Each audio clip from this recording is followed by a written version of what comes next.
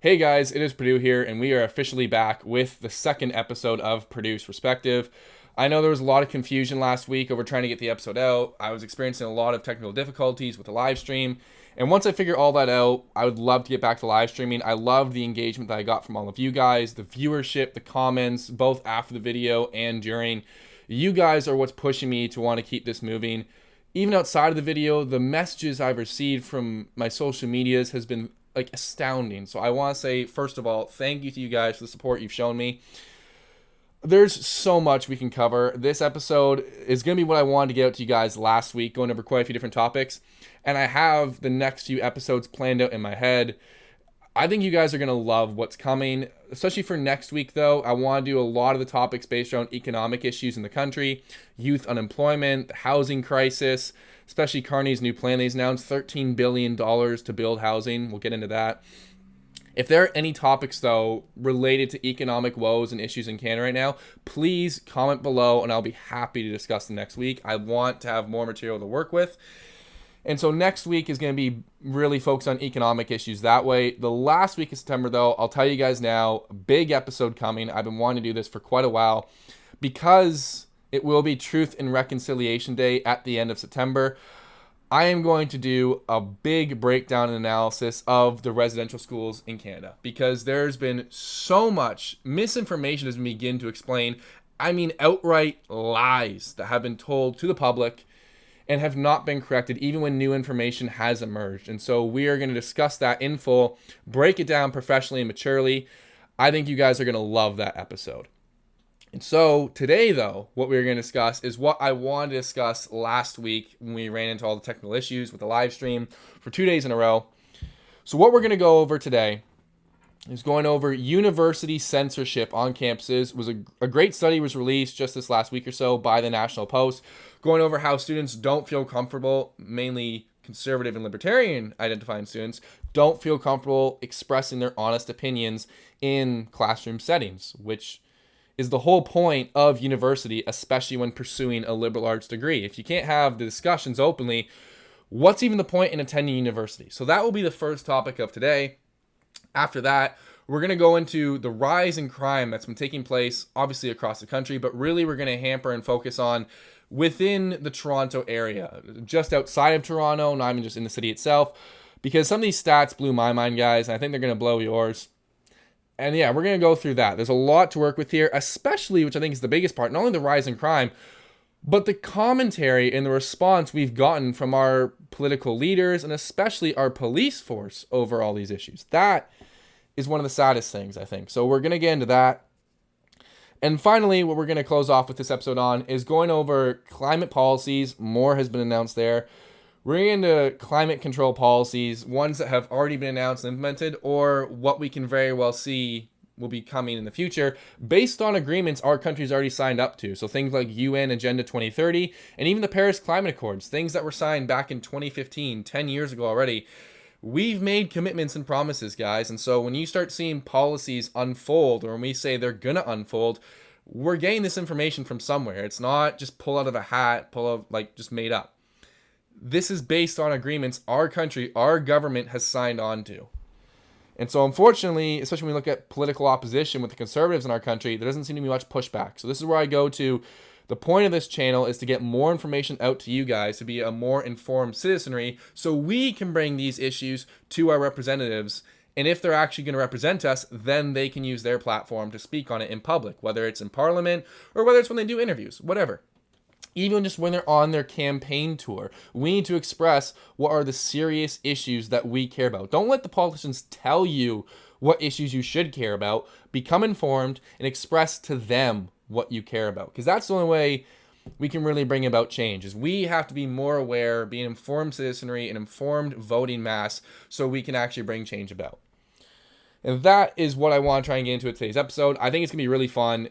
This channel is called Perdue's Perspective, and on many of these issues, you guys are gonna get my perspective. I'm gonna be very open and honest, because there's so much to work with here. And yeah, a lot of it's sad, unfortunately, when you get into the ideas that are being expressed. I think there's hope for the future, but when you see some of the mindsets of Canadians of all ages, it's just very depressing in some way. So I think what we should get into first, which I want to do, is a self-censorship on university campuses. And what this really comes from, if you look at this article from the National Post, again, I'll have all the links to all these articles and everything I touch on in the description below. This article goes over the issues that Canadian students face, and it was done with about 760 university students. About 760 were surveyed across Canada at dozens of universities. And what's sad is, of all the students surveyed, more than half, majority of students, especially those who identify as moderates, libertarian, conservatives, whatever, but just more than half of the students surveyed feel reluctant to be able to speak out openly in classroom discussions on controversial issues. And when we say controversial issues, those are just the issues that matter. The controversial issues are the ones that are most important. It can be related to war, it can be related to race issues, it can be related to environmentalism, classism, whatever. But the most important issues. And I think that's something that needs to be addressed, is how students who probably don't have the most, again, people who identify as moderates, themselves identified as moderates, still feel this reluctance. And it extends so far to the fact that for students who identified themselves as conservatives or libertarians, the majority of those two groups believe that if they were to express their ideas openly, they would face repercussions and be reprimanded by school authorities, or even have their grades reflect this. They may have their grades lowered. And it's absolutely disgusting that we've gotten to this point that, like I said before, the whole point of academia, especially with a liberal arts degree, when you're pursuing history, philosophy, even sociology, any of these things, you need to have open dialogue and disagreements. You need to be able to disagree with someone vehemently and still be able to sit there maturely, professionally, and have a discussion with them. And I think that shows just how far we've fallen in the West. Because this isn't just a Canada-specific issue, but how we can't have dialogue with people anymore who we disagree with to the utmost of extremes. And so even personally for me, I experienced this on campus, as I'm sure many of you do, and that was one of the things I wanted to express with the whole point of this channel in the first place, is I want to be a multitude of things. I want this to be a source of information for a lot of you guys, so you can then learn more about these topics, find out more information on them on your own time, go to the articles I've suggested, and begin your own research there, because a lot of you don't even know these issues exist in the first place. Like I brought up the dairy cartel. If you're to, like in the last episode, if you're to ask most Canadians what they think of our dairy cartel or our dairy tariffs, they would have no idea what you're talking about. So before you even get into the deep depth of your opinion on these, you need to know these are issues in the first place. And so that's one of the ideas of this of this channel and these conversations, what we're trying to get across, is to have you guys be a more informed citizenry. But at the same time, like I was able to find in other channels and other podcasts and talk shows when I was in university, it also should be an outlet for you guys. That I know the feeling when you go on campus and the information you're being inundated with on a daily basis, isn't right. You may not know the best arguments to counter with. We've all been there.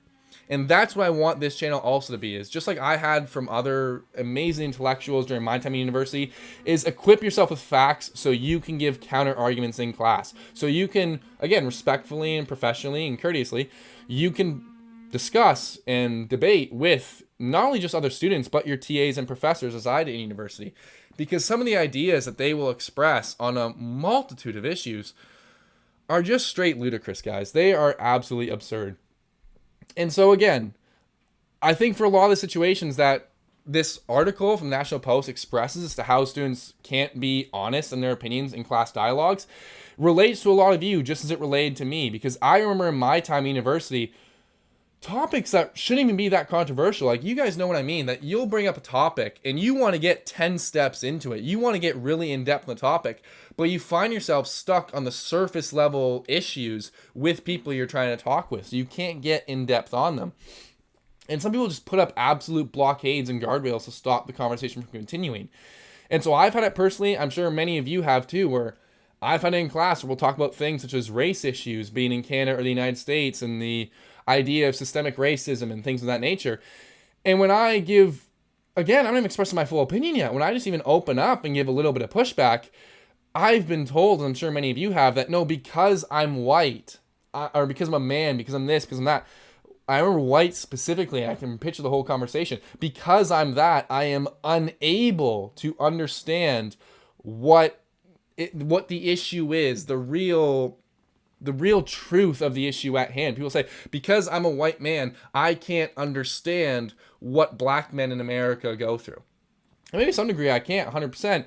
But to make it as though because of my race, therefore I'm unable to understand, so just write me off, that is a terrible principle to set. And unfortunately, it was one that went in the opposite direction for many years, say like 100 years ago. Whereas, well, because you're of this race or ethnicity or this descent, you are unable to understand certain concepts. You are unable to do or partake in X, Y, or Z.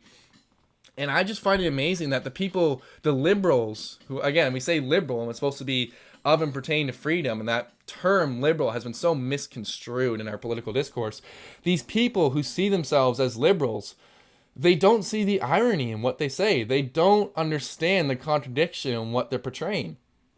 And it's really sad, honestly, guys, because it only hampers discourse. We need more discussions to take place, not less. And if these attacks are just thrown out that because of your race, your religion, your ethnicity, whatever, you're unable to understand or grasp to the fullness of it, certain concepts or ideas, it's just despicable to me, and I'm sure there's many of you agree out there. And so that's a big issue on campuses now. And I haven't had, besides even campuses, I think it's across our society as a whole, unfortunately. Just last week, when I went to do last week's live stream before all the hiccups occurred, I had one of my good friends from elementary school. It's been so long since I've talked to this gentleman. Reached out to me on Instagram to say that, again, like I think many of us have felt for the longest time, that he is his circle of friends who they agree with each other on many of these issues, but they felt they were in a silo, that they were struggling to find people who expressed the same ideas as them agreed. And he was so happy to say that he found someone who he went to elementary school with who sees the world in a very similar way that he does, who expresses very similar opinions and ideas about issues that we face in our society. And so the biggest thing I want to express to him, and I did express to him, but I want to express to you guys, is I genuinely believe that when it comes to these issues, forget the right wing, whatever, because I don't like labels. People will tend to take a label and misconstrue it where they want. But just basic common sense. We see the Overton window of political discourse. What's seen as like a right-wing idea and a left-wing idea has shifted so much over the last 20 years that just basic common sense on certain issues is now seen as like a radical conservative or right-wing opinion.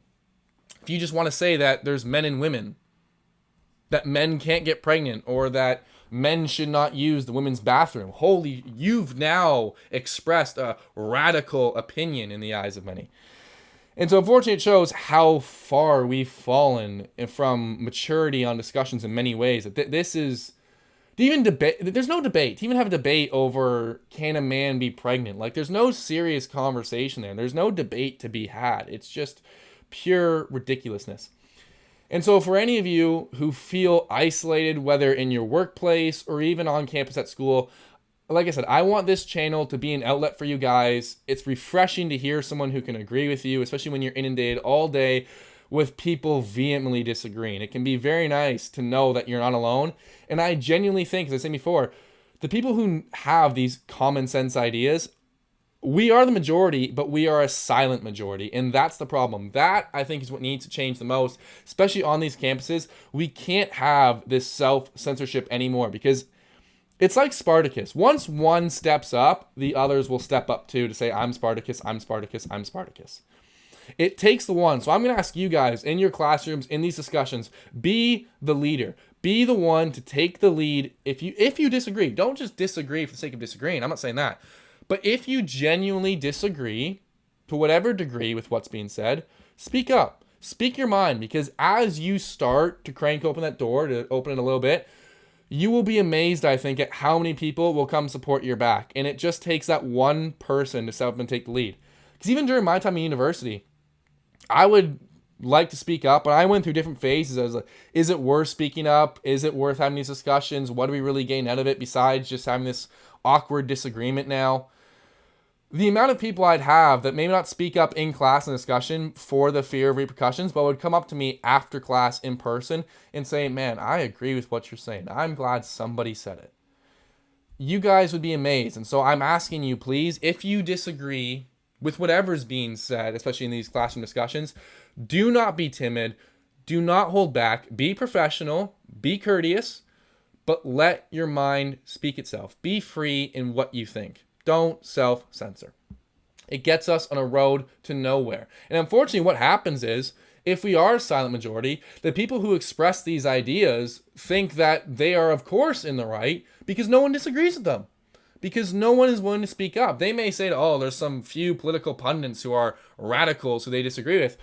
But they think the common Joe, everyday six-pack Joe, agrees with them. And so if we are able to speak up, speak our minds honestly, I think it'll be a real wake-up call. Because like I said, I believe it is a silent majority.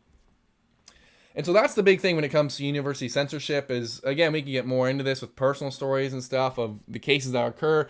But I'm sure many of you guys know from your own time on university or colleges is when these topics come up, how they're handled in discussions, and that it's really indoctrination, not education. That there are some topics, again, the more controversial ones, the ones that matter the most, that if you step out of line, if you disagree to even the slightest degree, they will crack the whip on you and try to put you back in a place. And so I ask you guys, I really say this, do not let them do it. I tell you guys, better yet to say, I tell you guys, do not lay down like that. Speak your mind openly and know you're doing the right thing, because that's what matters in the day. If you know in your heart of hearts, in your soul, that you did the right thing and you're expressing your true beliefs, you have nothing to feel guilty about. I promise you that. Just be honest and be open, because many of these ideas are painted as radical when, again, the Overton window on what's seen as radical and what's seen as common discourse has shifted so much over the last however long, it could be 10, 20, 50, 100 years. And so guys, that's what we're going to say about university censorship for this episode is express yourselves openly. I was in those shoes. I know what you guys are feeling. From, you know what, we're going to have these open discussions. I want to get my opinion out there, to even a scene I had with a presser one time to say, yeah, he actually, when I disagreed, he saw my point of view. I kind of get what you're saying. But he's a whole lesson prepared for what he was saying initially. So we're just going to continue on with the lesson, even though if it flies in the face of reality and what I just responded with. So I understand there could be those awkward moments, guys, but that's no reason at all to shy away from sharing the truth, because the truth is what matters the most. Even if it feels awkward to share the truth. We cannot be a silent majority anymore. We have to be very vocal in our beliefs. Again, respectfully and courteously. That's part of also being a good example, is when you handle yourself in a mature way and you express these ideas, people who may be moderates, staying on the fence, whatever you want to say, they'll look at you compared to the other side who's very emotional in how they express themselves and go, you know, I may not have strong opinions, but who do I see myself being more like? Who would I want to be more like? And that's what being a good leader is. You want to put on a good example for people to follow. They'll say, yeah, that's a guy I want to have a sit down with. Again, I may not agree with everything, but he's someone I can rationally, or she is someone I can rationally discuss with. He is someone I can express these thoughts I have, and he can help give me some feedback. Be a mature and professional leader. That's what I have to say. And yeah, guys, don't self-censor. That's the biggest thing, is do not self-censor. And so for the next topic, which I want to get into, is the crime rise that's going on in the Toronto region right now. Again, not in the city of Toronto, but in the larger regions around it. And so specifically, again, article that came out at the end of August here, is violent crimes, sexual assaults, property thefts, all the worst crimes basically we can think of, like murders, all of it, have escalated to a high degree in York region. And for those of you who don't know, York region is just outside of Toronto. If you were to go north of the city of Toronto by about an hour or so, like about 20 minutes to an hour outside of Toronto, that's the region we're discussing here. So for any of the locals who know, we're talking about Vaughan, we are talking about Richmond Hill, Newmarket, Aurora. The Newmarket, Aurora are the big two right now. And so this article by Newmarket today is going over the crimes that have escalated in this region. And one of the things it talks about how homicides, murders, have nearly doubled from, I believe it's 8 to 15 year over year. Basically have doubled year over year. Like I said, all other, like assaults, many of the worst and most heinous crimes have all escalated very much. Like even, here we go, police report, 92% annual increase in gun crime from August of 2023 and 106% increase in carjackings from August of 2023. And what's stunning, I think, the most is sad. This is a community I grew up in. I'm sure many of you have as well. At least you're aware of the area. Is the article wants to reassure you that Newmarket is still one of the safest areas we have in Canada. And so just to be clear, I think this is how sad we've gotten to.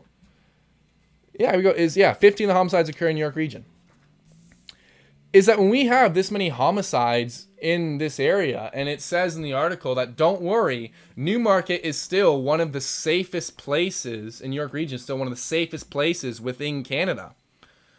That's sad that we've gotten to the point where we have multiple homicides amongst all other crimes.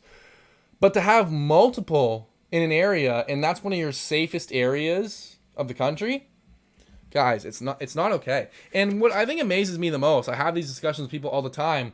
We go to the changing culture and crime within our area, is people will post up these videos, I'm sure you've seen them on social media, of Dubai is a famous place, even certain places in China, where people will leave out their valuables, be it a phone, computer, luxury watches, whatever. They'll leave it out on restaurant tables, park benches, whatever a given area might be in the public space, and they'll go leave them. They'll keep an eye on them from the corner to kind of be hidden.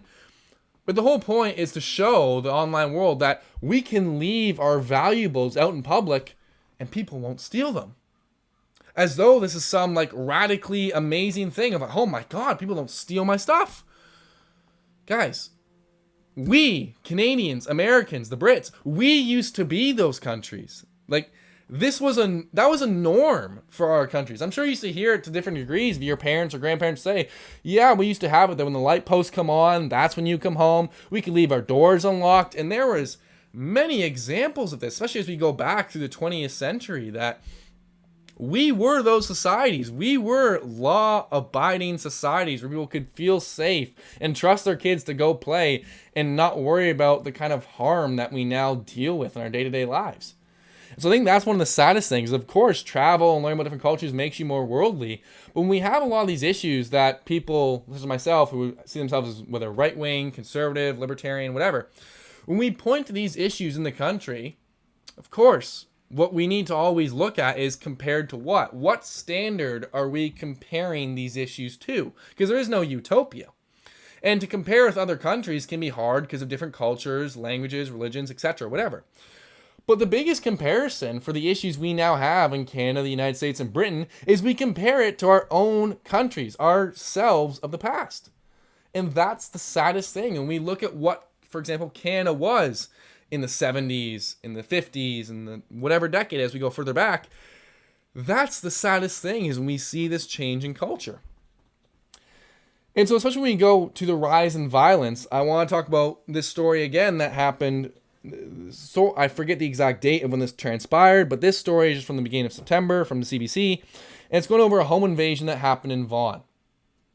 And unfortunately, this man, Abdul Alim Faruqi, again, I hope I pronounced that right, he was killed in a home invasion attempting to protect his family, his wife, and his kids. And the intruders killed him for doing such thing. And I think, besides of course, the tragedy that transpired there, one of the more disgusting things that came out of this event is the comments by the York, I believe it's, I want to make sure I get this right. Yes, the York Region Chief of Police is in response to this tragedy occurring, wanting to remind people of York Region, and really just Canadians as a whole, I'm sure. He wanted to remind us and warn us, do not engage with the criminals for tragedies like this that might occur. And you, again, talk about how far we fall in our cultural norms and just standard beliefs, is that we don't say, oh my God, these break-ins are obviously horrendous.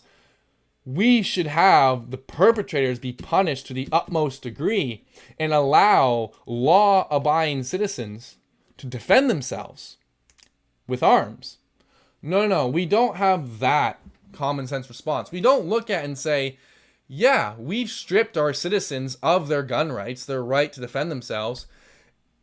And again, there's so much data to prove this, so it's not even just an anecdotal point or off the cuff. This obviously, the criminals know this. And again, it's amazing how this feels has to be explained. The criminals don't care about your gun control laws. Let's get that clear. For people who are willing to rob, rape, murder, etc., they don't care about your gun laws. If you're willing to murder someone, do you think they're really going to say, oh my God, I was going to murder this person. I was going to rob this person on a break and enter, but I can't use a gun to do it. You're right. Shit. No. And it's painful when you go through, like, again, law-abiding citizens are everyday folks. I try to explain this scenario to liberals all the time. People, when I say liberals, people who are very much for gun control or against gun rights and gun ownership for individuals. I just say simply, walk me through this process. You're at home, whether you have a family or not, if you're by yourself, doesn't matter. You're at home, and we'll take this Vaughan case, an example. You're at home with your wife and your kids. You're in bed, you're watching TV, you're reading. What do you do whenever you do? Someone breaks into your house. Boom. They're in your house now. If you are saying that you should not be able to own a gun to defend yourself, okay, what would be the logical next step? Because this York Region Chief says, oh no, do not engage. Yeah, that's absolutely necessary. Well, if someone's breaking my home, I would think that's absolutely necessary. But they say, oh no, I'd rather you flee, get away, or hide and protect yourself if you can. If someone breaks into your home, obviously all boundaries are crossed. We know their intent. We already have an idea of their intent, how far they're willing to go, and what they may commit. How do I defend myself and my family? If not with arms, if not to be able to shoot this intruder down and defend myself properly, to make sure the threat is neutralized, how may I defend myself? Some people will genuinely look at you in the eye and say, oh, call the police. And what? Wait at, like, what, a good response time? A great response time? Like 5-10 minutes? When you're talking about a home burglary, again, it could be even more than that. It could be a home invasion for murder. We don't know. We're just talking about home invasion. 5 to 10 minutes is a lot of time. And that would be a great police response time in whatever neighborhood you're from. I don't understand the process of these people when you walk through as to what would you do? What should anyone do if their home was broken into and they don't have private security on them? They don't have guards like that. They're not a politician who's protected in that way. What for the especially as you go down the when we talk about classism and everything, if you're on the poorer side of the scale, if you're in the bottom echelon, if you're in the bottom quintile, bottom 20%, you can't afford a lot more high security devices like your Ring doorbells or maybe more advanced lock systems, whatever. A gun is the best way to defend yourself. And I don't understand. And if someone disagrees, please walk me through that mindset. That's what I ask. Is what would you do if someone broke into your house and you're saying no guns? You, the law-abiding citizen, should not be able to own a gun to protect your family. What is the next best, if we dare say, solution? What's the next best course of action? Because I genuinely can't think of one besides just besides just letting yourself be sheep waiting in line for the slaughter. It's just a matter of time at that point. You're just daring a criminal to say, I'm free game, man.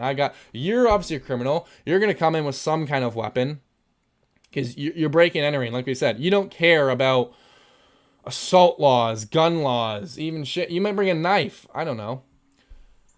What should I do to protect myself and my family? That would be my question there. And especially for this ideology, this mindset that a lot of like police chiefs or people in law enforcement have. Again, it's not all. There's plenty in law enforcement who believe very much in the right to defend yourself. But when we go over this specific police chief's comments, And this, oh God, this other one from last year. I'm sure you guys remember this. Anyone who's in the local Toronto area, again, maybe Canadians as a whole would know this story. But last year, again, because these home invasions have been going on for time now. It's not something that's brand new to our local scene. This is from March of last year, 2024. And we had home invasions going on in the York Region area, Toronto area. And this isn't the chief, but a Toronto police officer during an interview said, oh, no, it's okay. We know at least a good course of action to take in preventing these measures from escalating to what they can be to avoid serious assaults, rapes, murders, etc. Since these burglars, these intruders, they just want to steal your car for the most part. Again, this is from Global News. The link will be in the description to the article. This officer, I kid you not, openly said that one of the best ways, not the best way, to avoid having these situations escalate when the intruders just want to take your car is to leave your car keys by the front door so it's easier for them to access and they will not engage you to get said car keys. Guys, this is how far we've fallen. We're not at the point of, like some Florida officers have been very famous in saying, yes, shoot them. Shoot the intruders. They are criminals.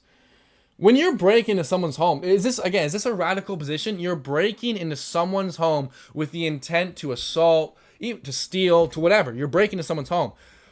Is it radical to say that you are the worst scum of society?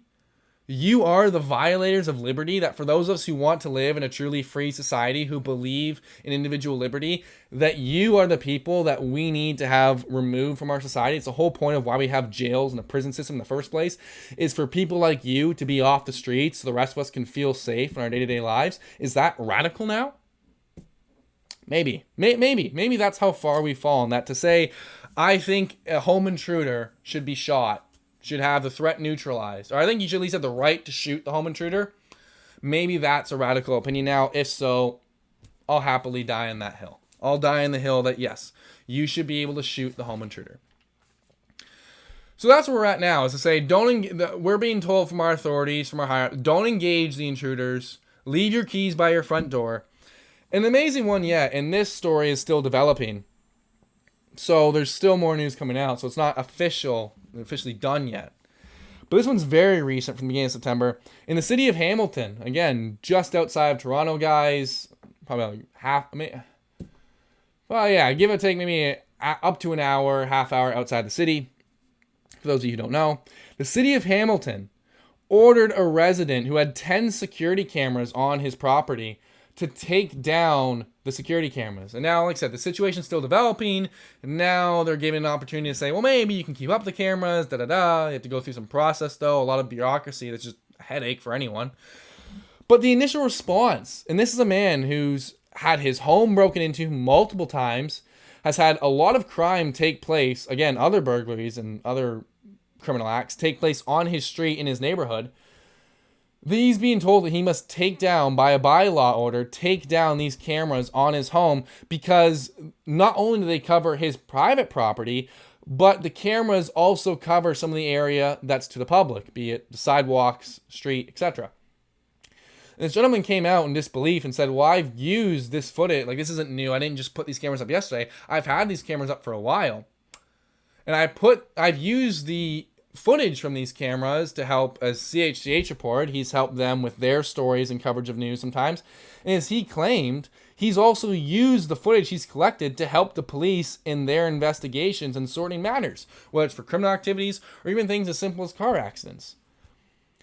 And so it's amazing to me that, again, the gall of these are adults. These are people who live amongst us, these officials at whatever level, municipal, provincial, federal, in our country, in our society, who will sit there and say, no, our energy and focus should not be directed towards how can we stop these criminals from committing crimes, but let's focus our energy and attention and resources towards the law-abiding citizens and get them to take down their cameras, because apparently their cameras viewing the public area, that's a violation of everyone else's liberty.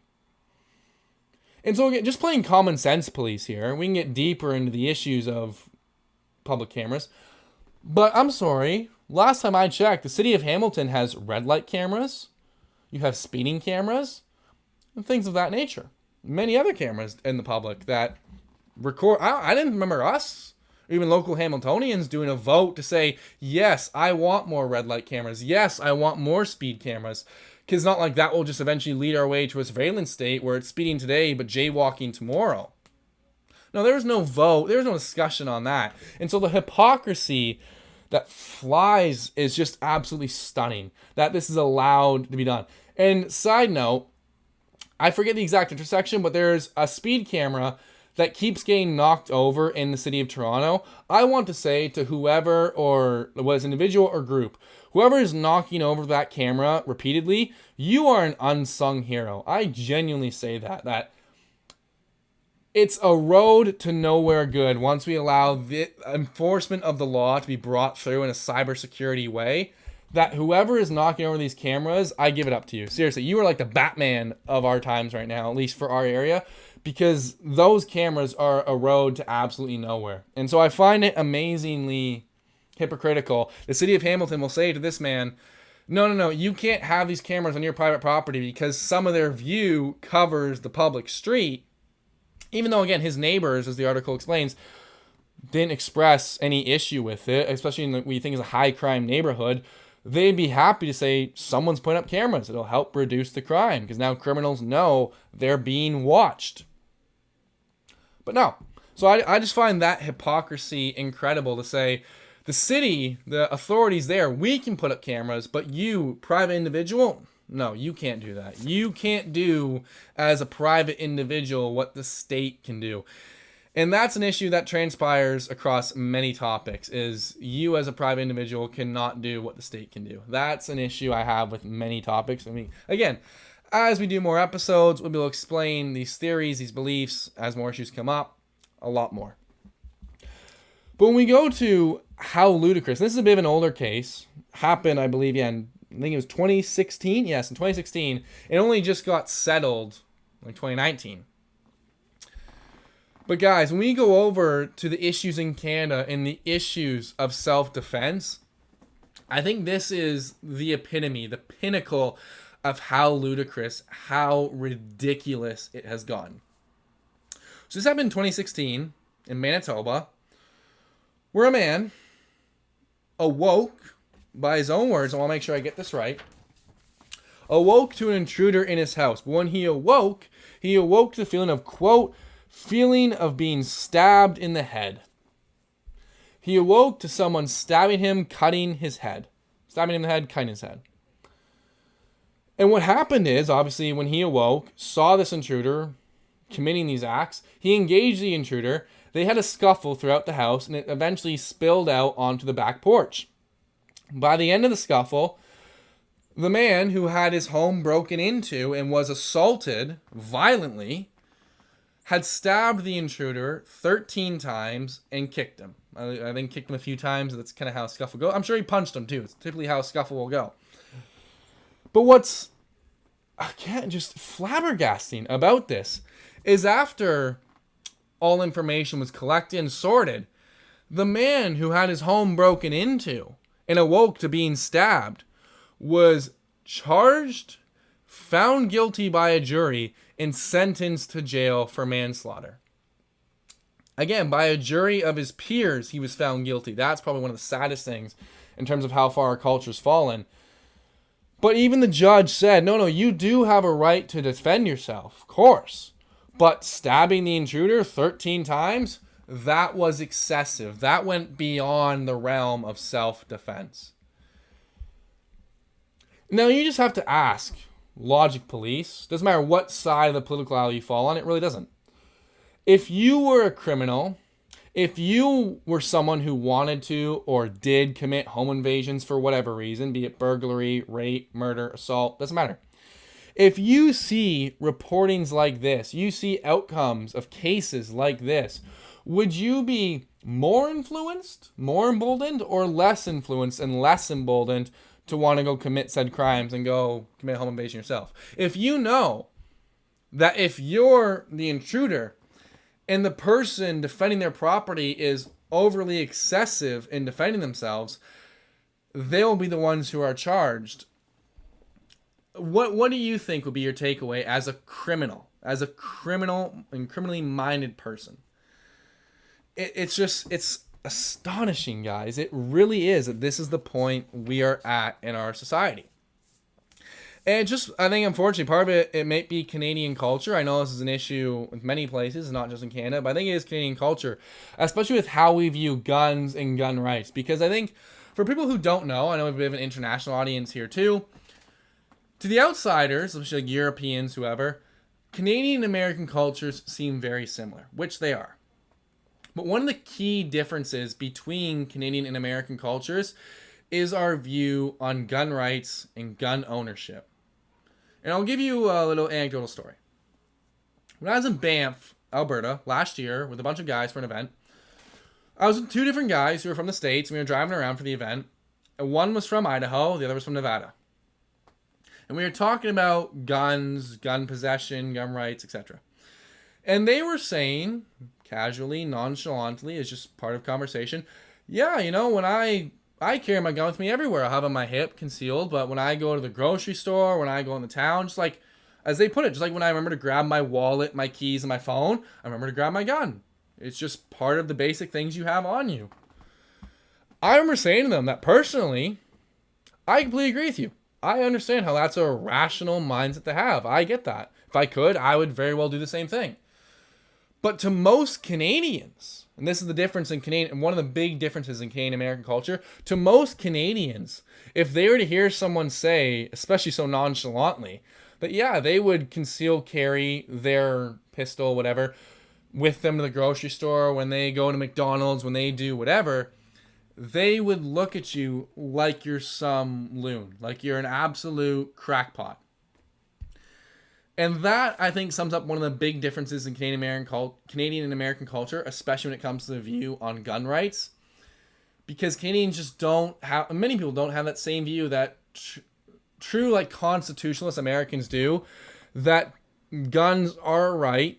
It's a very specific reason, very clear, as the Founding Fathers laid out, why it's a right. And I think it's a right that needs to be protected to the utmost of ends, guys. It's a very important one. And I think especially with the transition we're seeing now in society, especially in Canada, we're having our guns taken away. We have the handgun ban, seeing this charge for having hunting rifles taken away, all of it. If you're to go through the times of history, to all the oppressed individuals, we mentioned Spartacus earlier, to all the slaves, all the different people of these times, if you were to explain to them that, no, we have currently the right to bear arms and we're freely giving it up, they would look at you, even though we look at the current people who, I say we, I mean, not me, but Canadians as a whole, Canadians tend to look at people who believe in the right to bear arms as being crackpots. Those individuals, as time passed, would look at you as being the crackpot for willingly giving up that right. Because they would say what I say, and what many of the defenders of the Second Amendment will say is, do you not know what's on the other side of that curtain? Do you not know what you're getting yourself into? Even just in the last 100 years, how many societies convinced the public, and the public convinced themselves, no, it'll be kumbaya, it's for everyone's good if we just give up our arms and our right to defend ourselves, then everything will just work out. That if we just stop owning guns, gun crime will end. Even beyond that, it's not even about other individuals. That's a big part of it. But when we go to the real reason, Second Amendment, it's about a tyrannical government. And so when you look at all the work that was done to enshrine this right, to make sure that, yes, you have the right to bear arms, and now step by step, we're just freely giving it up, it's sad, man. I think our ancestors, if they were to see us thinking this way, they would be shaking their heads with such a strong disagreement. So that's my belief, especially when we go into the rising crime. We can discuss a lot more of these issues, especially if you guys disagree. Please let me know in the comments. I'd be happy to talk about a lot more about gun ownership, gun rights. When I was in university, I did an A paper going over the actual data of gun crimes, gun violence, things of that nature. And to sum it up, just as a long time ago, Professor John R. Lott famously titled his book, "More Guns Equal Less Crime." It's very simple that way, guys. When you go through the data, you do it honestly, and you have to know the data to go through, because unfortunately so much is manipulated out there. As Mark Twain said, there's lies, there's damn lies, and then there's statistics. So you have to know how these statistics are sorted. You have to know what to look for, and that only comes with time and doing the research. But I'd be happy to go through and do a full episode breaking down that paper for you guys, because it wasn't overly long, but it was very detailed in what it covered. It's very simple that, yes, I'm a strong believer in gun rights, Second Amendment, and it is very simple when we look at it on an anecdotal level, on a philosophical level, or on an empirically data-driven level. More guns means less crime. More guns in the hands of law-abiding citizens, to be clear. And so finally, for the last topic I want to touch on today, is going over climate control policies. I think that is something that is very important. We're seeing more and more developments happen, even since the first episode we did. We talked about the EV mandate. Now Carney's come out and said, well, actually, we're going to push back we're not scrapping the EV mandate. No. We're just going to push it back a year. So when it was supposed to be 2026, that we were going to have a fifth of all new vehicles sold having to be EVs. Now they're going to start that in 27. So big change there. The larger policies and the larger agenda is still very much at play. Now, sure, we can try to look at the bright side and say, again, as a mass of citizens, it buys us another year of time to become informed on these issues so we can then express our disagreement with these issues. But we have to know, we have to take advantage of the time we have, but we have to be aware and knowledgeable as the masses. And so one of the big things I want to discuss when it comes to be honest, again, not every leftist, but for most, I'd say, especially going through universities, seeing these ideas at play in the academic world and seeing people advocate for these ideas, the extreme being the Soviet Union, and this is where this quote I'm going to read to you comes from, is when it comes to these leftists, these ideas they hold really stem from an overreaching ideology. And the problem is, again, not all, but for many of these leftists, especially when you really break down their ideas, as I've done with many on campus before in my time, it's very scary when you get to the core of their ideas, and if they had the power, how these ideas would come to be executed or brought into play, however you want to put it.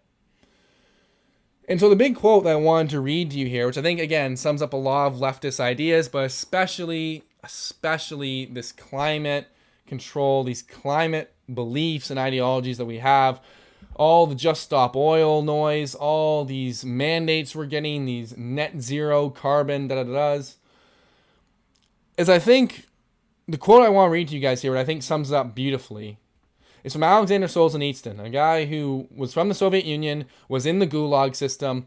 And at the extreme, as much as leftists and the socialists out there will say, that's not real socialism, which we can get into, we'll very happily get into, the extreme would be the Soviet Union. That's where, unfortunately, that road does lead to. And so from someone who, from firsthand, experienced the Soviet Union and the Soviet progress of things, I want to read to you this quote, because I think not only as Solzhenitsyn intended it to apply to these socialists and these Soviets at the time when he was from, and dealing with communists as a whole through the 20th century, I think it very well applies to the climate ideologues that we deal with today. And so, Solzhenitsyn says, quote, "To do evil, a human being must first of all believe that what he's doing is good. Ideology, that is what gives devil doing its long-sought justification and gives the evildoer the necessary steadfastness and determination. That is the social theory which helps to make his acts seem good instead of bad in his own and others' eyes, so that he won't hear reproaches and curses, but will receive praise and honors." And unfortunately, I think for many people who see themselves as liberals or more extreme as the socialist communist types, is they again, after having so many dialogues with enough of these people, I genuinely believe that when you get to the root of their ideas, a lot of them think that they are holier than thou, that they are genuinely better than those who disagree with them, and that they want to market themselves as the real defenders of minorities, the real defenders of workers, the real defenders of insert group here.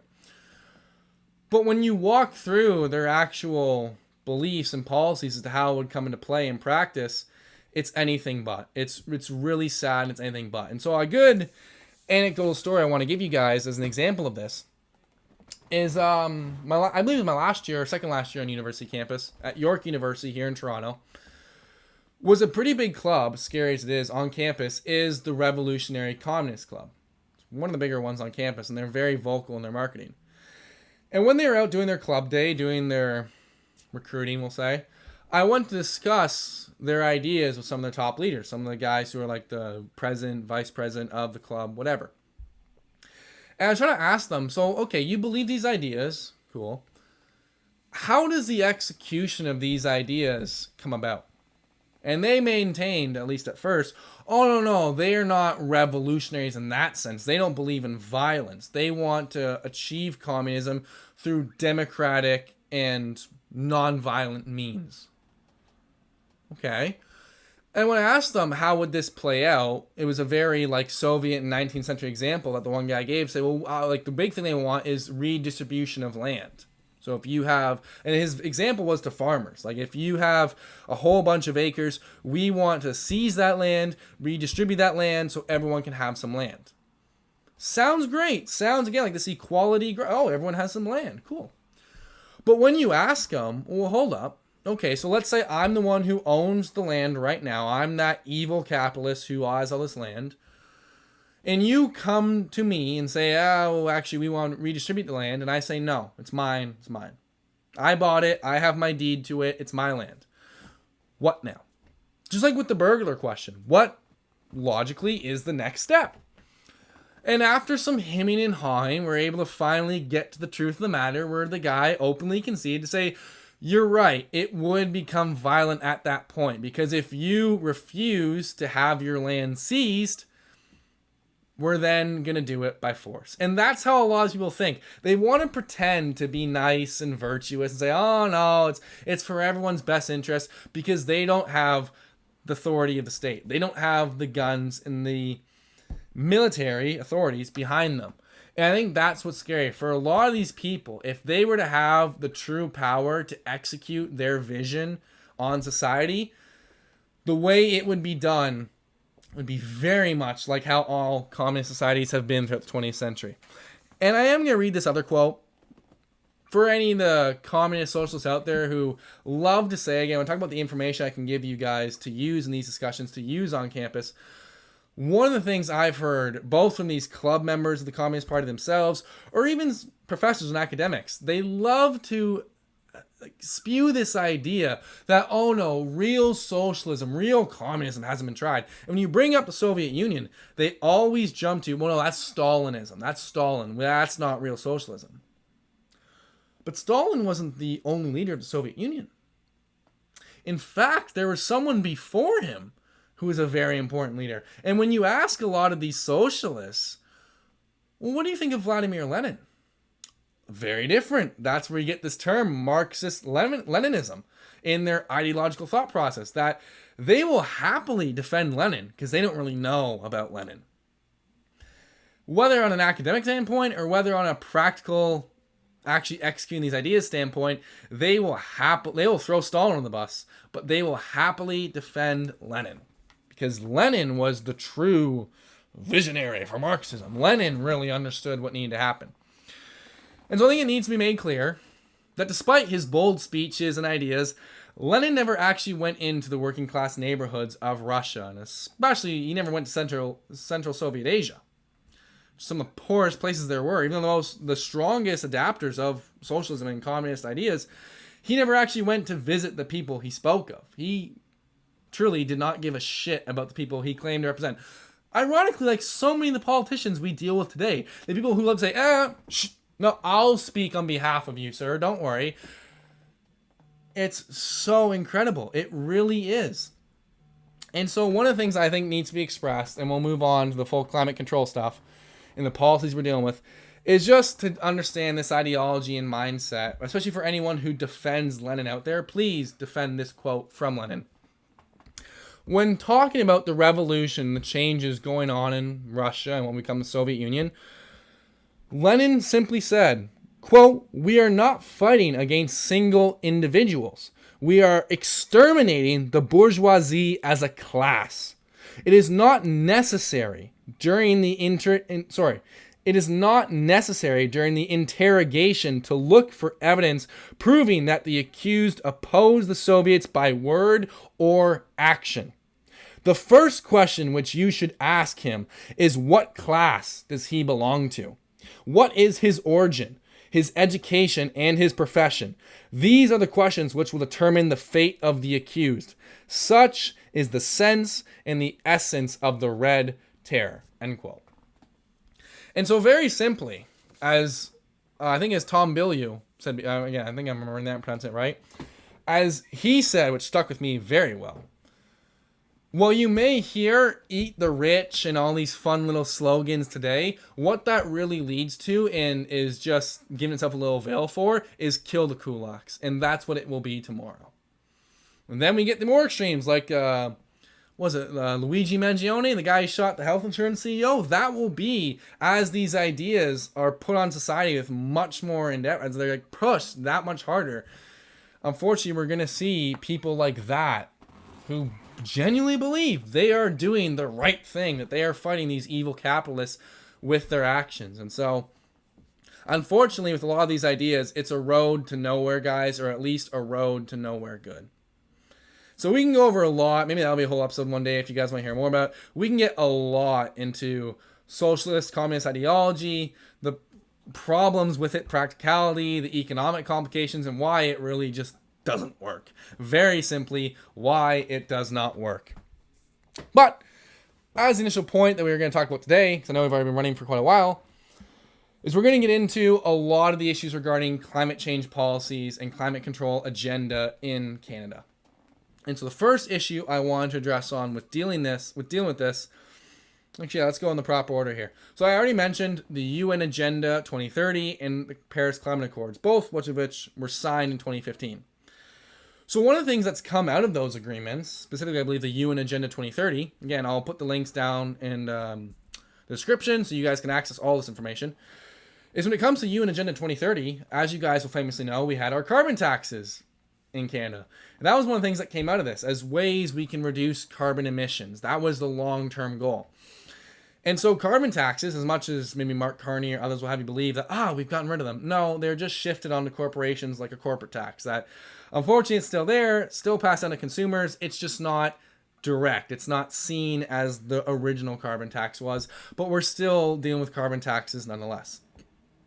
One of the big things, unfortunately, I think will come out of this too, which again is signed on as part of these agenda policies. We've agreed we wish to do this stuff as a country and a government, is what we call carbon credits in the carbon credit system. In some ways, these already are in place. This isn't some crackpot stuff that for corporations, carbon credits are already in place. It's what gets scary is how it's going to be brought down to the individual level and how all of us in our day-to-day lives are now going to have to deal with the carbon credit system. So what I mean by this is what it's going to be and what it already is for specifically EV makers, electric vehicle producers. They've been told that they have to meet certain quotas in terms of production. And they have to reduce their emissions by a given amount, etc., etc. So you got how many EVs they produce a year, all that. However, if they fall short of their committed objectives, it's okay. They can go to other companies who exceeded those goals and buy credits from them. So let's say, for simple terms, you needed... I'm trying to figure out how to express this the easiest way. If you need 20 carbon credits, say, okay, we've reduced our emissions enough, and it'll give us this much out of a score on all these boxes checked. And let's make an example. Let's say Volkswagen didn't check all the boxes. They fell just short. Well, they can go to a company like Tesla, who specializes in EV production and exceeds the boxes checked by miles, and they can say, hey, Tesla, can we buy some of your credits to offset our shortfall?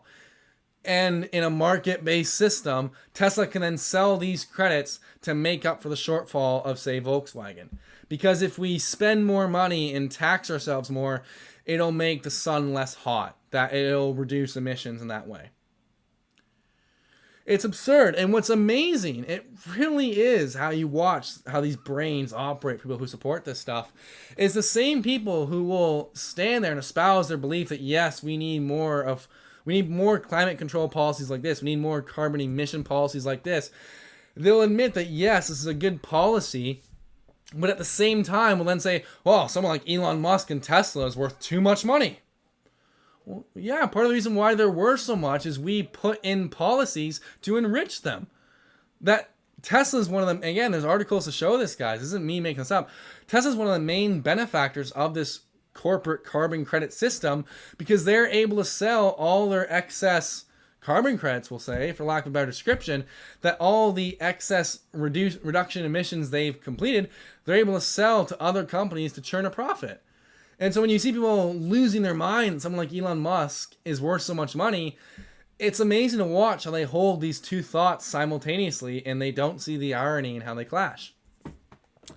But what's going to happen, I hope not, but unfortunately what seems like is going to happen, again, because we've signed up to this stuff, it's like we brought the carbon tax, first we brought it to individuals, then moved it to corporations.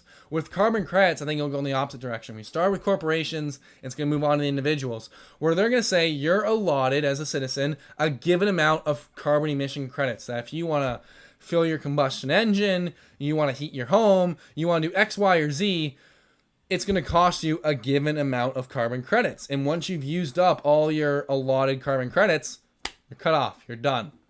But if you wish, again, because it's classist, like so many of these policies, if you wish to buy more carbon credits, buy more because you have money, then you can use more carbon. Then it's okay. So like with many of these policies, unfortunately, the poorest of our society will be punished the hardest. It's the same thing like in Ontario. We had for the longest time carpool lanes that again got switched over a little bit to now where they are only carpool lanes for the longest time. Now, if you have a EV and a special license plate and all this fun stuff to make people feel cool when they do it, if you can afford those, as we covered last time, more expensive than they otherwise would be electric vehicles, you can now drive in the carpool lane by yourself because you have an EV. Someone just explain to me how this works. Because again, I'm not the communist here, but anyone with half a brain can see how these policies are classist to the utmost of degrees. If you're poor, you're going to suffer the most. You're going to suffer with less heating, less gas in your car. You can't use the carpool lane, so it takes you longer to go from A to B. In every which way, these policies just punish the poor, and it's just atrocious to see, guys. And so unfortunately, that's where we're now at with the EV mandates and everything. Like I mentioned earlier, some pushback a year, but those EV mandates are still coming in. So we have that as one side of things. We have our carbon credits. We have our EV mandate, all in the name of climate change and for the better of society, by the way. And now one of the next steps we're at, which I want to cover, is the forest ban that we're dealing with. I don't know how many of you guys have heard of this. I hope many of you by now, but especially for an international audience. And we're talking to some of the guys from other countries who did not hear about this, and it's astounding to me because this needs to be like widespread news, is in many East Coast provinces in Canada, specifically Newfoundland and Labrador, New Brunswick and Nova Scotia, they've banned citizens from going into the forest, period, at all. And the claim is that, well, it's because of the forest fires that are happening, that if people go into the forest, we could have more forest fires, which again, may sound to some plausible on surface, but when you walk through, you mean just people want to start fighting in the forest, like no campfires. No. No hiking, no walking your dog in the forest, none of that. When you walk through it, it makes no sense.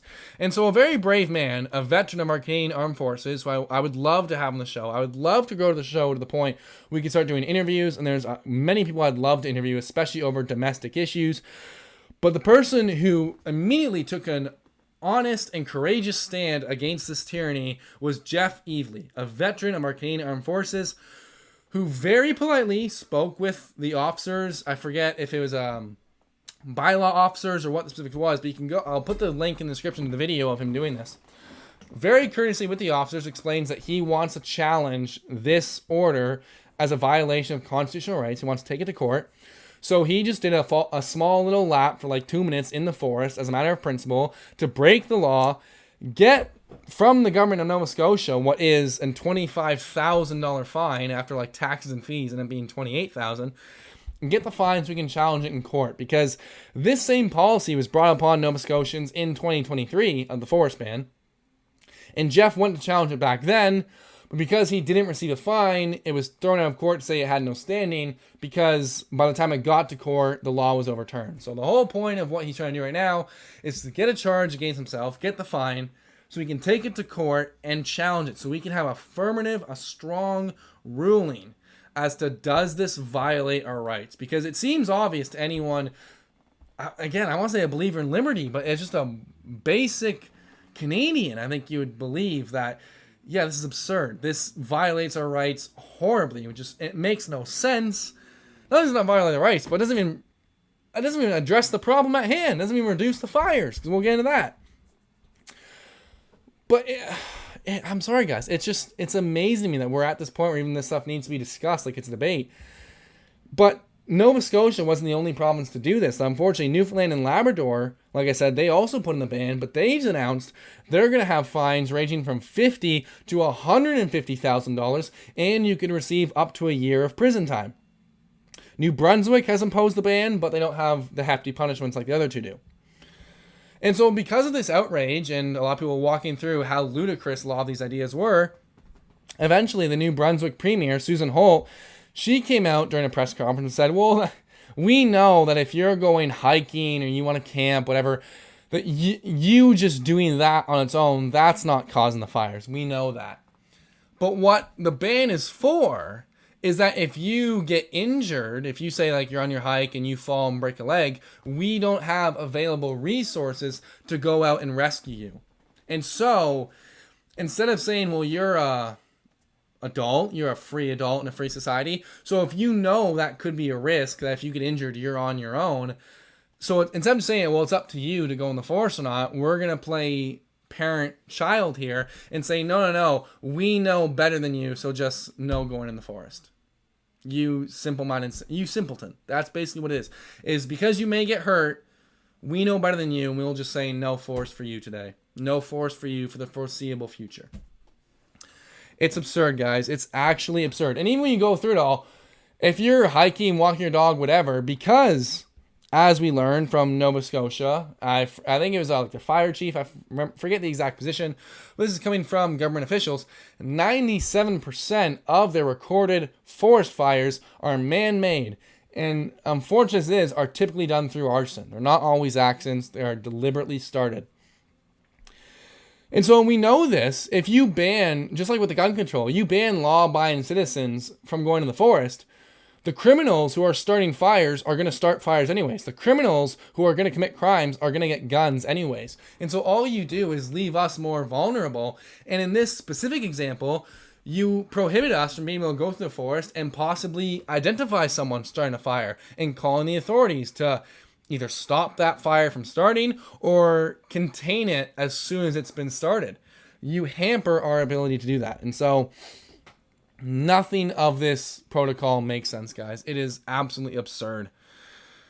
And so especially when we go over someone like Susan Holt saying that New Brunswick and these other provinces, they lack the resources to be able to help out our citizens in case of an injury because they're fighting the fires. Immediate follow-up question for anyone with common sense would be, well, why don't we have enough resources? How much are we allocating to acquire resources to deal with this? Because again, the fires aren't new.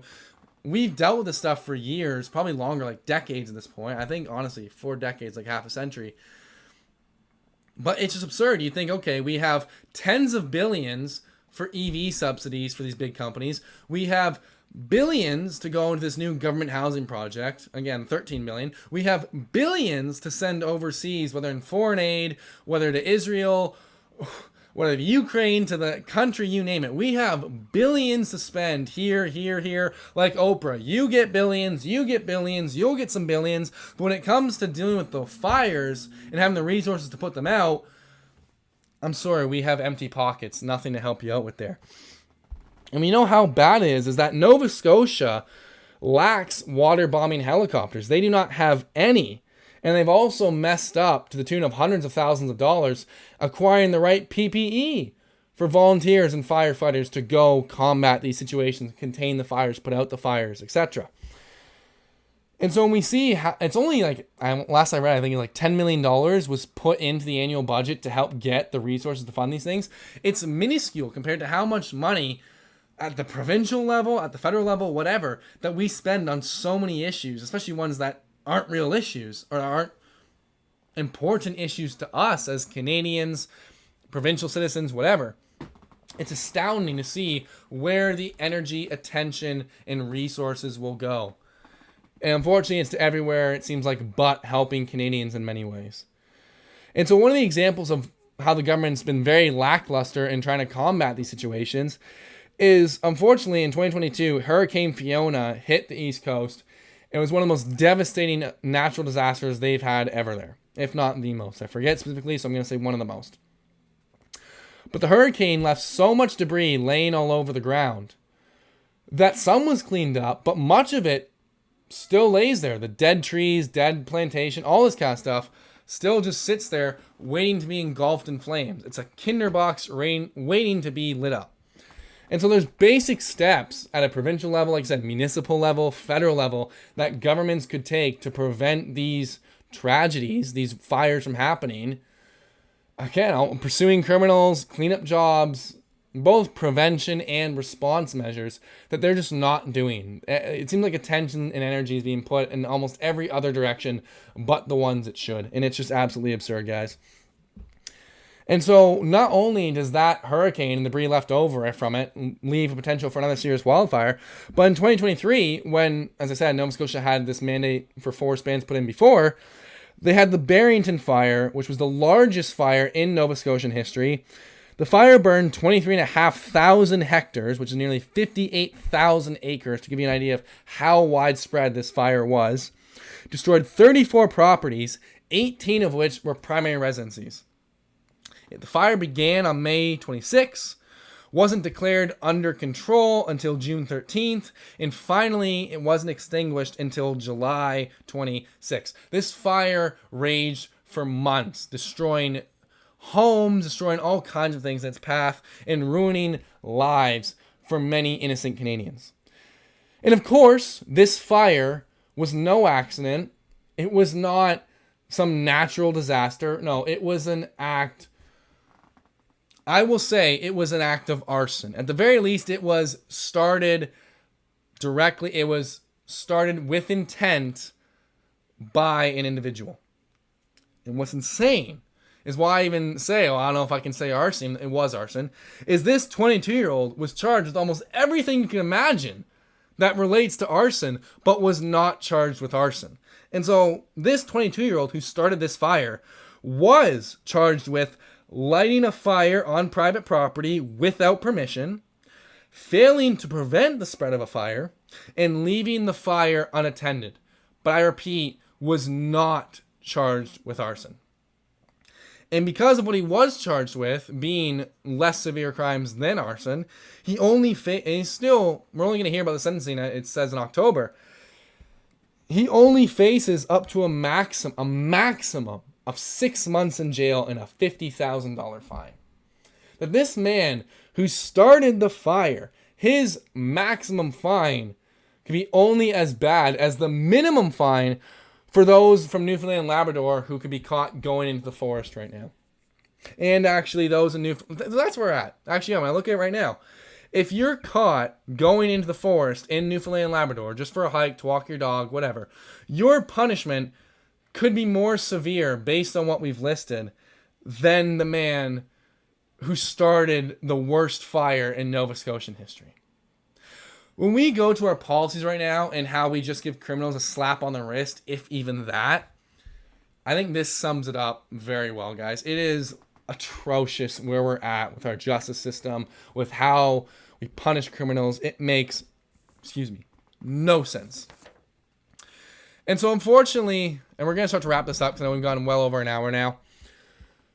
This is part of the larger climate control, something we're going to be talking about as these things develop. It's not an issue we're going to abandon because there's so many policies that come and play with this.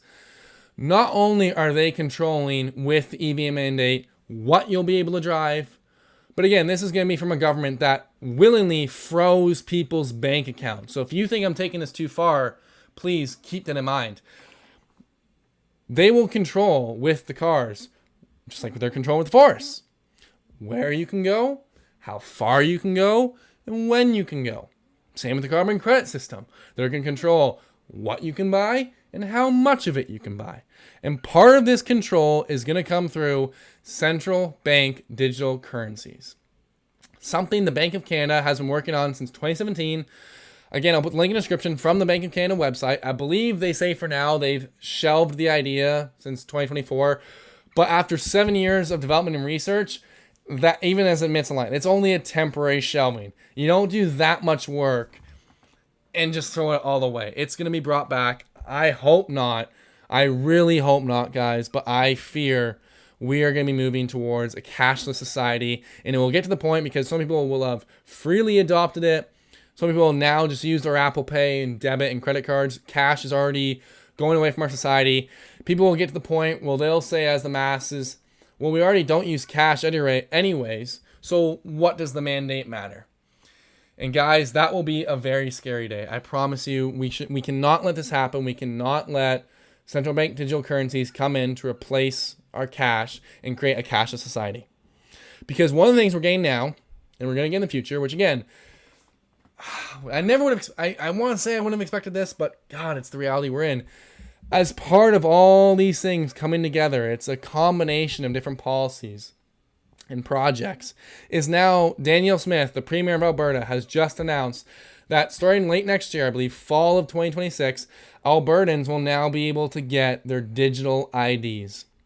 Again, it's all done for convenience. You will be able to have your driver's license and your health card all put into one. It will be a matter of convenience to save everyone time, having to create multiple cards. It'll be easier for everyone. Yeah, it'll also be easier for the government to control you. That's also a big part of it. Again, I hope I'm wrong. I hope a lot of this does not come to fruition. But I fear because of what we've already signed up to, because of major world government's policies, and what we've already done through the government to our own citizens, I think it's honestly the road that we're going down now. And I'm going to end with another anecdotal story to give you guys an idea of why I believe a lot of this stuff to the darkest point. Because after you get, or when you get, along with your digital IDs, I don't know how many of you guys have heard of the term 15-minute cities. When I was first coming to university, I kind of heard of this, but it's always usually put as like a radical conspiracy theory online that people will say, oh yeah, as part of the climate agenda, they want to lock you down in these areas. They'll give you a designated grid, like the Hunger Games, essentially, where you'll have a given district and you will have to operate your whole life, you work, you eat, you live and sleep within this given district. One of the things, and this is where we're going to end the show today, guys. One of the things that radicalized me, when I say radicalized, I mean like woke me up to like, holy, this stuff is actually happening, was my second year of university after COVID, when we were finally allowed back on campus. So first year physically on campus, but my second year of university. For a mandatory, because I was doing a minor in sociology along with a major in history, for a mandatory sociology class we had to take, and I could find the exact class because I have the exact professor saved. A tenured and one of the top sociology professors at York University, who ironically specializes in environmentalism and climate change and all those topics around that. Tenured professor here who was leading the class, and on the very, I kid you not, the very first day, at the opening of the class, like we're still doing icebreakers to like what the course will be about, like a typical first day is running through the itinerary. This guy goes on a rant, like a rant for a good 20 plus minutes as to why, and I say this on my soul, this happened. This professor went on a rant in front of, I don't know how many students, a full lecture hall of students. So I'm sure if enough people see this video, those who are in that class can corroborate this for being true. He went on a full-fledged rant as to why 15-minute cities are a good thing and should be implemented. I'm going to repeat that. This professor went on a rant saying 15-minute cities are a good thing and must be implemented. And his reason for it, as I'm guessing you can probably guess, was all in the name of climate change and reducing emissions. That these people who openly identify themselves, so when I say they, when I say these groups, these people, it's not some shadow cabal right now we're talking about. It's not some weird off there group. I'm just grouping people in. People who openly identify themselves this way, these radical environmentalists, the people who openly see themselves and will express themselves as socialists, as communists, things of that nature. It's these people we're talking about. And a professor like this who expresses these ideas of a 15-minute city is a good thing and must be implemented. And it all hit me. When I was taking this in that lecture hall, it all hit me. You will be the guy in enough time when these policies are proposed. It'll just start as a debate. Should 15-minute cities happen? It'll start there as a little debate. Just like we have our little discussion panels on the news, as we always do. He will be the guy, as a tenured professor from York, because that'll be part of his credentials they'll mark it when they do his introduction. He will be the kind of guy they'll have on like your CBC News to debate these ideas and explain why we need more government control, more government authority over our lives, and regulation as to where we can go and when we can go. And of course, you can already see how these 15-minute cities would play. That for us, the common folk, the sheep, yeah, you can't leave your city, but certain elites, certain people will have to be able to leave their city. Well, for the greater good of the world, how are we going to have world discussions? How are we going to have foreign relations? Of course, the elites, those really wealthy, and especially those with the political ties, they'll be able to travel freely. But us, the common folk, no, we're going to be the ones who are punished. And that's why I express these messages, guys, is truly when you look at many of these policies that are implemented, not just environmentalism, but many, I want to say left-wing policies, but really policies that just bring about more state involvement, whatever side proposes it. It hurts all of us. It hurts all freedom-loving people, but it hurts the poorest amongst us the most. Genuinely, it does. Especially the programs are usually in, like we talked about earlier, the people who will say shh to the group and, no, I'll represent you. I got this. The people who claim to represent the poor, like the Lenins of the world, it couldn't be further from the truth. That typically they even despise the poor. They don't want to be associated with the poor. These are elitist types. But even at the fundamental, just forget the personal attacks on ad hominem descriptions. Just their ideas alone, when analyzed and looked at in their execution, will hurt the poor the most, despite being done in the name of the poor. And so what I really want to end with here, guys, is like we said, for university censorship and speaking up in class, for dealing with the crime we deal with in our society now and speaking on those issues, speaking on gun rights. I'm sure there's many of you guys out there who maybe don't agree with me. It's okay. We don't have to agree 100%. With no one in the world will you agree 100%. Where we fall on the same team is we agree 70, 80, maybe even 90% on the issues. We can always get into real specifics and disagree, but on the whole, we'll agree 70, 80, 90%. I'm sure some of you may not take it as far as I do with gun rights and the right to bear arms, but you'll at least say, yeah, I see your point, Zach. I see what you're saying to say, if my house was broken into, how would I defend myself?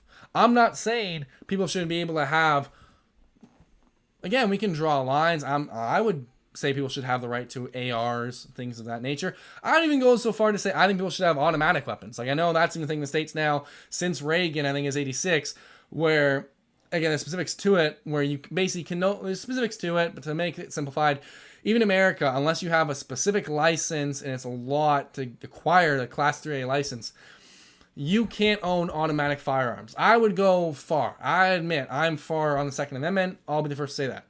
But I'm sure there's some of you who agree, well, no, I believe you should be able to have like a shotgun, though. You should be able to have a handgun to defend yourself, a basic semi-automatic rifle. I'm sure we can find agreement there. 100% I'm sure we can. And so that's my biggest thing, from the gun rights, these climate control policies, to speaking up on campus. What I have to say, guys, and what I'm going to leave you with now, is do not go gently into that good night. Do not allow this control to be brought upon to our lives. Do not allow these ideas to be shoved down your throat without at least resisting. At least speak your mind. Because even if we lose the fight, we can at least lay down at night with an open and good conscience to say, we tried. We gave it our all. We expressed our ideas. We tried to change the minds of others. And if we fail, let's at least fail with an honest effort. Let's not fail half-assing it.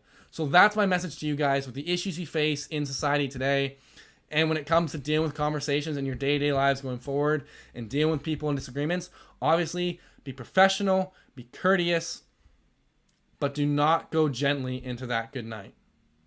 Guys, we have plenty planned for the upcoming weeks. I hope you enjoyed this episode. Like I said, they're going to be longer now. This one was much longer, but as we deal with more information, a lot of the big issues, it's going to be fun talking with you guys. And so I hope you guys enjoyed this episode. We're going to have more shorts coming out too. I know I've been slacking on that a bit, but we're going to be recording more shorts, getting more out to you guys. Again, comment below what you'd want to see talked about next week. I want to be around economic issues in the country, but whether it's housing, employment, currency, and inflation, whatever, comment below and I'll make sure to have it included in the next episode. Thank you very much, guys. I appreciate all the support we've gotten, and I can't wait to see your reactions to this episode. Love you all.